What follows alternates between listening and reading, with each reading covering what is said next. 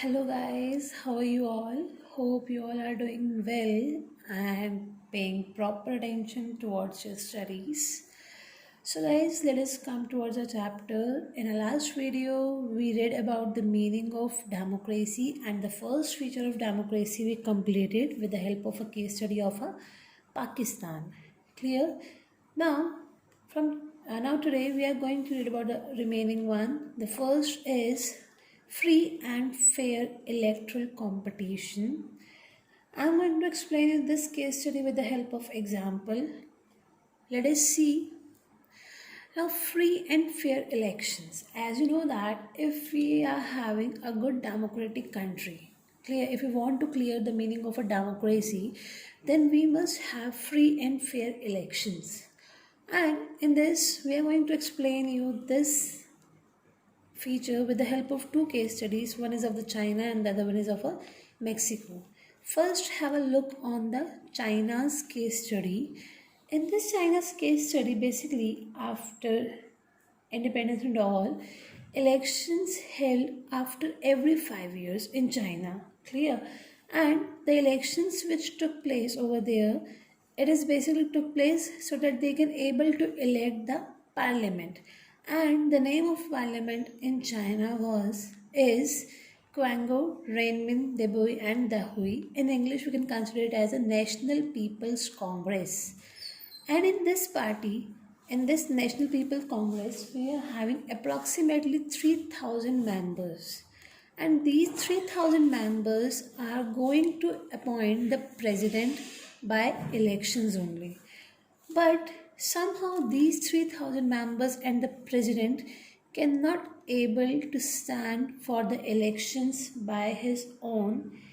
If this president want to contest elections now, if they want to contest elections, then they first need an approval from the Communist Party or 8 small allied parties. Clear?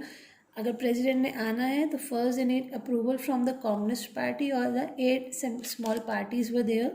And when the elections took place in 2003, 2002 and 3, so this election took place according to this system only. Clear? And in China, there was a system that whenever they are going to make a government, then the government, the candidates, the participants first need an approval from a Communist Party. So you can consider, although the people are participating, people are electing the president with the help of votes, but who is going to elect them? Who is going to nominate the candidate? Only the Communist Party. So people are not having any kind of powers in their hand. No liberal is there, no liberty is there that anybody can stand over there. If this Communist Party give approval, only then they can able to stand in an elections as a nominee. Clear? So this is all about the China's case study. So you can see that although they are giving the elections, although they are having elections and all, but elections are not free and fair. Now next come on the case study of our Mexico. So guys, in Mexico, independence, in 1930 they get an independence. Clear? And in Mexico, after every 6 years, they just conduct an elections, as in China after every 5 years. But in Mexico, they conduct elections after every 5 years. For the post of president, this is the same thing for the post of president. So from 1930 to 2000, that means from 70 years, one party was taking a position, or winning party was a single one, which was named as the PRI, institutional revolutionary party. Clear? This is a party जो हर साल पिछले 70 years से सिर्फ यही party वहाँ पे जीत रही है. अब now how they are just getting the votes, maximum votes, कुछ तो होगा ना, why they are getting maximum votes all time from continuous 70 years. So these are the basic things, or you can say that conspiracies done by them is the first PRI, that means Institutional Revolutionary Party, used dirty tricks over there. What kind of dirty tricks? Suppose any government officers, so this is a compulsion for government officers to attend the party meetings, whether they are interested or not, they have to attend the parties. If we see the role of a teachers, so teachers, government teachers were forced that you must force the parents that they should give the votes only in the favor of a PRI. Clear? So teachers of government school are forced that you must vote for the PRI, and you must influence the parents as well to vote for PRI. And if we talk about the media was not having any kind of power to write it down something against the PRI. They just need to write down everything in the favor of PRI only. And the last thing is about polling booths, where just people go and just cast their votes. No, so the polling booths also shifted at the end, and all these things, because of all these things, the powers are only in the hand of the PRI, and they can able to get vote maximum votes in their favor only. Clear? So according to the case study of China and Mexico, you can see that although they are conducting the elections, but people are not having any kind of freedom for the elections. So if we just want to conclude about the free and fair elections, so in this, the government should give proper choice and powers to the people, so that if they are liking the government, it's okay, they can keep the government as it is. Otherwise, they must have the choice that they can able to remove the existing government if they wish. Clear? So this must be powers remain in the hand of a general public. Hopefully the case study of China and Mexico makes you clear that why we need to have free and fair elections in a democratic country. This is our second feature, that means free and fair elections. Let us come on the third feature of a democracy. So the third feature is one person, one vote and one value. Here we are having few examples of a different countries, that how they are conducting the votes from last so many years, and why we need one person, one vote and one value. If we take an example of a Saudi Arabia, clear, in Saudi Arabia only men are having a right to cast votes. Women are not having any kind of right. So there is a discrimination on the basis of a gender. If we take an example of Estonia, in the Estonia only the citizens, in Estonia, the citizens start ruling in the country, but those who belongs from the Russian minority, they faced lot of problems to cast a vote over there, as they are not having equal right to vote as compared to the other Estonian people who are living in the Estonia. Clear? So here you can see that it is all about the discrimination on the basis of majority and the minority. Next, if we take an example of Fiji, in Fiji we were having the electoral system, and two categories of people we are having there: indigenous Fiji and the Indian Fiji. And these indigenous Fiji are having more power as compared to the Indian Fiji. This is a kind of a sign of more powers. It shows here more powers. So indigenous Fiji are having more power as compared to the Indian Fiji. So in this, again, we are having a discrimination on among the people. So out of these three examples, you can see that discrimination on the basis of gender, discrimination on the basis of minority and majority. Here we are having a discrimination among the people, different groups of people. So people, at last I can conclude that people are not having equal rights. If they are having a right to vote, might be they are not having the equal opportunities, or if they are having the equal opportunities, so they must have the different values. So if we want to prove that a democratic country, clear, so in democratic country each adult citizens, I think you know very well that 18 plus, clear, 18 or 18 plus people must cast the votes, and the vote must have a one value, one vote, and each vote must contain one value only. Either we are having a president, ministers, or any of the political leaders, or a VIP person, if they are casting a vote in a democratic country, so everyone must have equal value for the vote. Clear? This is our third feature of our democracy: one person, one value, and the one vote. Let us come on the next and the last feature of our democracy. This is rule of law and respect of rights.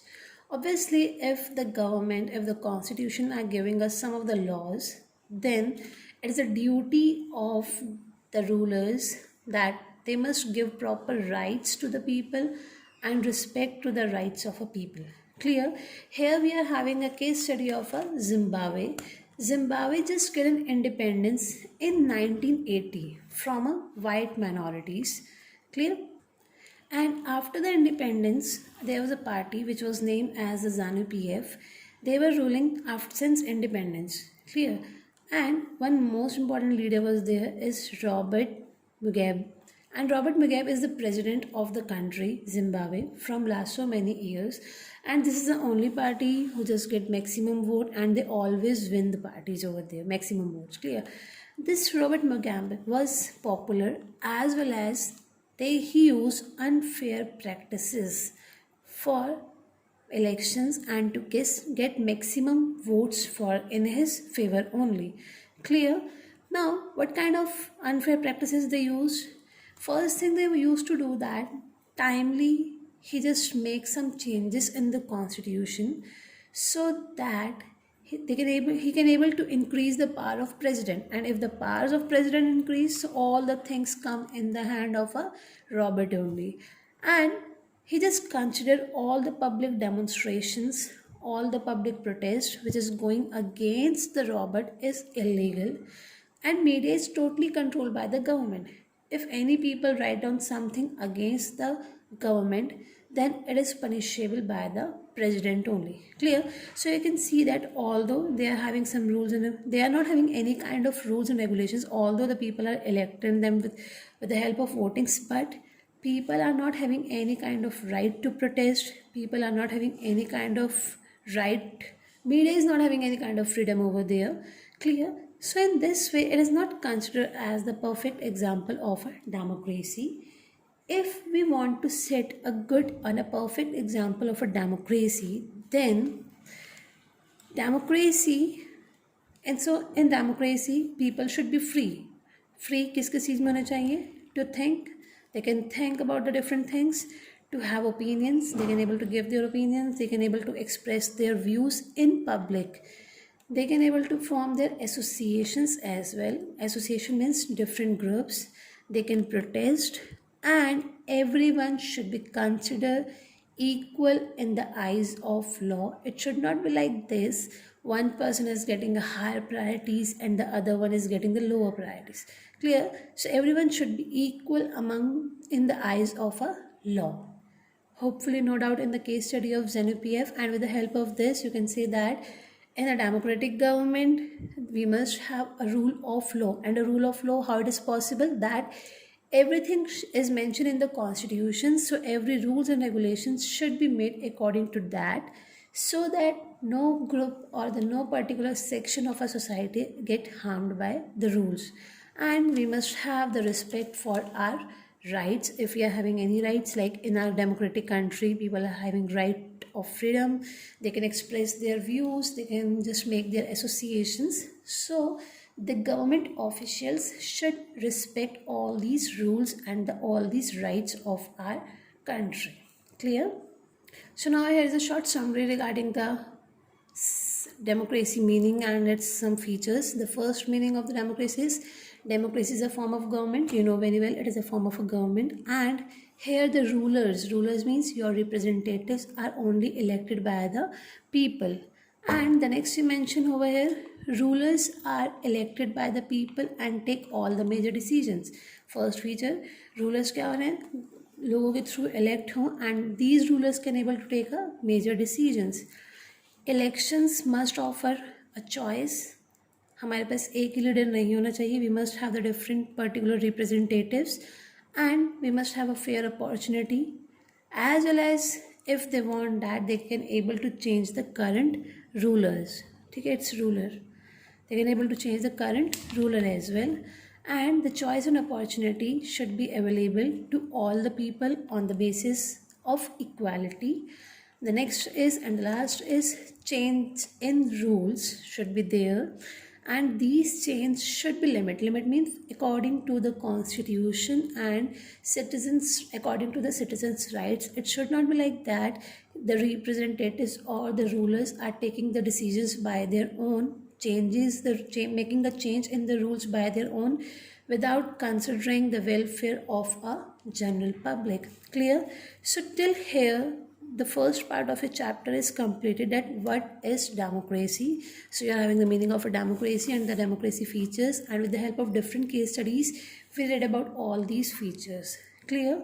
So just have a look from your book, and we'll meet you in the next video with different topic. Till then, bye bye, take care, and don't forget to share, like and subscribe my videos. Bye bye guys.